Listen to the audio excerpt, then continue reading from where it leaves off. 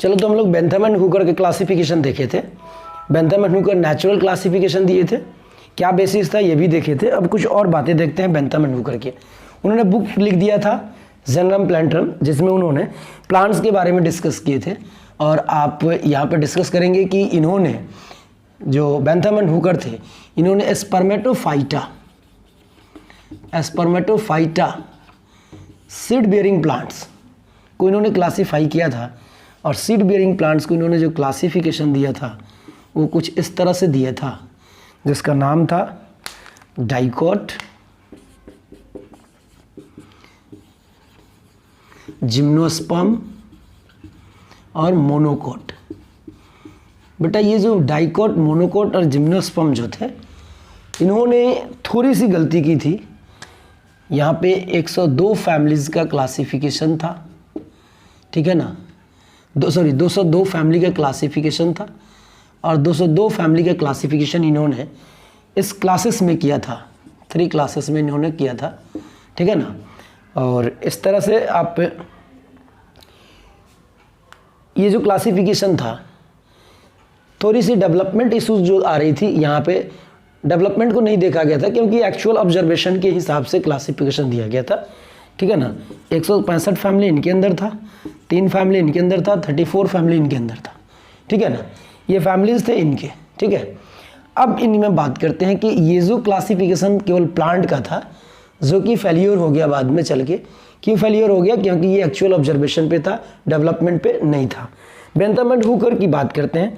Bentham and Hooker के अगर merits की बात करते हैं, बेंथम एंड हुकर के मेरिट्स की बात करते हैं बेटा, तो मेरिट्स जो था वो क्या है? मेरिट, सबसे पहले उनका मेरिट्स ये था कि उन्होंने सिंपल क्लासिफिकेशन दिया था, ठीक है ना। दूसरा था कि एक्चुअल ऑब्जर्वेशन पे दिया था, एक्चुअल ऑब्जर्वेशन पे क्लासिफिकेशन था, कोई वेरिएशन नहीं था, ठीक है ना, सिंपल। इसके साथ साथ ये यूज़ होने वाला था, यूज़ इन हार्बेरियम, ज़्यादातर हार्बेरियम में यूज़ हो सकता था, और बोटेनिकल गार्डन में भी यूज़ हो सकता था, बोटेनिकल गार्डन के अरेंजमेंट में, ठीक है ना, इसलिए ये अच्छा था। और भी कुछ मेरिट्स हो सकते हैं, ठीक है ना। नेचुरल भी था, ये भी मानिए कि एक और भी था बेनिफिट पॉइंट कि नेचुरल क्लासिफिकेशन था, नेचुरल क्लासिफिकेशन था, ये भी इनकी अच्छाई थी, ठीक है। लेकिन इनके साथ साथ अगर इनके डिमेरिट्स की बात किया जाए, इनके डिमेरिट्स की बात किया जाए तो डिमेरिट्स भी था बेटा। डिमेरिट्स ये था कि इन्होंने फाइलोजेनी को नहीं माना, do not follow phylogeny, do not follow phylogeny, इन्होंने फाइलोजेनी को नहीं माना। अब फाइलोजेनी का कंसेप्ट आ गया कि फाइलोजेनी क्या होता है, तो इन्होंने फाइलोजेनी को नहीं माना, तो इसलिए यहाँ इनके क्लासिफिकेशन को हम लोग फेल मानते हैं, इनके क्लासिफिकेशन को नहीं मानते। बेंथम एंड हुकर सबसे मोस्ट इंपॉर्टेंट क्लासिफिकेशन, पहला नंबर एरिस्टोटल, दूसरा नंबर लिनियस, तीसरा बेंथम एंड हुकर, और लास्ट टॉपिक में मैं लेकर आता हूँ आर.एच. व्हिटेकर सर को।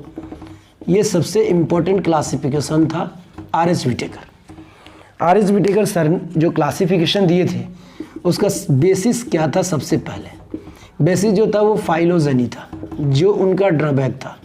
बेटा फाइलोजेनी का मतलब क्या होता है? एवोल्यूशनरी रिलेशनशिप, ठीक है ना, एवोल्यूशनरी रिलेशनशिप। जो एवोल्यूशनरी रिलेशनशिप था वो एवोल्यूशनरी रिलेशनशिप को इन्होंने माना, मतलब डेवलपमेंट सीरीज को माना कि कैसे डेवलप होते हैं लिविंग ऑर्गेनिज्म, ये बेसिस था। इसके बाद इनका जो क्लासिफिकेशन था, इस क्लासिफिकेशन का नाम था 5 किंगडम। क्या नाम था? 5 किंगडम, 5 किंगडम उन्होंने अपने क्लासिफिकेशन का नाम दिया था, आज भी हम जानते हैं। और इस 5 किंगडम के नेम को भी हम लोग जानते हैं, कौन कौन से होते हैं, जैसा कि आपने सुना पढ़ा भी। मोनेरा होते हैं, प्रोटिस्टा होते हैं, माइकोटा होते हैं, प्लांटी और एनिमलिया। समझ जाइए, थोड़ा सा शॉर्ट में लिख रहा हूँ। Monera, protista, mycota, Plantae, Animalia, ये 5 किंगडम थे आर.एच. व्हिटेकर सर के द्वारा दिया गया। इवोल्यूशनरी रिलेशनशिप को हटाया नहीं जा सकता था, ये फेल नहीं हो सकता था, सबसे बेस्ट कैरेक्टर था, इसीलिए इस क्लासिफिकेशन को आज भी एक्सेप्ट किया जाता है, मोस्ट एक्सेप्टेबल कैरेक्टर क्लासिफिकेशन था, तो इस क्लासिफिकेशन को माना जाता है। कुछ इन्होंने जो आर.एच. व्हिटेकर थे, इन्होंने कुछ क्राइटेरिया को कंसिडर किया था क्राइटेरिया को कंसिडर किया था अपने क्लासिफिकेशन के लिए। क्या क्या क्राइटेरिया क्लासिफिकेशन के लिए उन्होंने लिया था? सबसे पहले उन्होंने सेल टाइप को लिया था कि किस तरह के सेल होते हैं। उन्होंने सेल वाल को भी लिया था कि सेल वाल होते हैं नहीं होते हैं। उन्होंने न्यूक्लियर मेम्ब्रेन को भी लिया था कि न्यूक्लियर मेम्ब्रेन है या नहीं है, ठीक है ना। न्यूक्लियर मेम्ब्रेन के साथ साथ उन्होंने बॉडी ऑर्गेनाइजेशन को भी देखा था कि बॉडी कैसा है, ठीक है ना, बॉडी कैसा है, बॉडी ऑर्गेनाइजेशन। इसके साथ साथ उन्होंने मोड ऑफ न्यूट्रिशन को देखा था, मोड ऑफ न्यूट्रिशन को देखा था।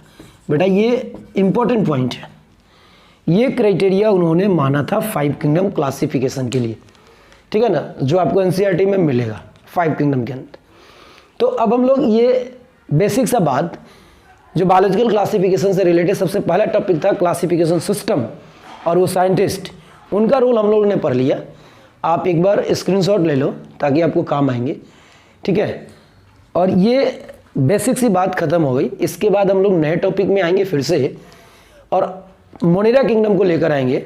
और उनमें आपने देखा कि क्लासिफिकेशन में सबसे मोस्ट इंपॉर्टेंट 5 किंगडम क्लासिफिकेशन था और 5 किंगडम क्लासिफिकेशन किस तरह से दिया गया था ये भी मैंने बता दिया, क्राइटेरिया भी मैंने बता दिया और इसके यहाँ पर ये क्लासिफिकेशन था, डेवलपमेंट के हिसाब से था। तो अब हम लोग एक नए प्लान के साथ आते हैं, मोनेरा किंगडम में पढ़ेंगे। आपको याद रहना चाहिए, चैनल के साथ बने रहिए, आपको नए नए अपडेट्स मिलते रहेंगे और बायोलॉजिकल क्लासिफिकेशन एक यूनिक मेथड से आपको पढ़ाया जाएगा। बेटा अब मज़ा आने वाला है अगले लेक्चर से, आप बने रहिए मेरे साथ। केडीटी बायोलॉजी को लाइक कीजिए, सब्सक्राइब कीजिए और शेयर कीजिए अपने फ्रेंड्स के बीच ताकि ये वहाँ तक वीडियो जाए जिन बच्चों को ज़रूरत हो, ठीक है ना। Okay, thank you.